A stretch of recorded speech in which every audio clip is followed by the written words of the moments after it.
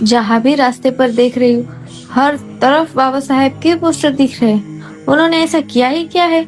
जो भी किया है बस दलितों के लिए तो किया है।